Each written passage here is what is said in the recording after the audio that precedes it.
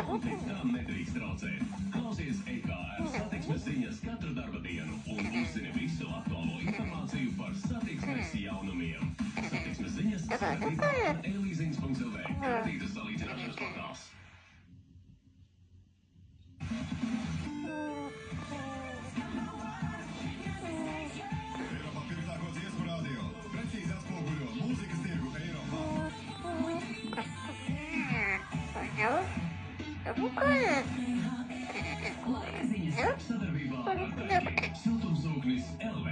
Šodien Rīgā saulains laiks ar mainīgu mākoņu daudzumu, pūtīs austrumu vējš līdz 3 metriem sekundē. Gaisa temperatūra līdz 27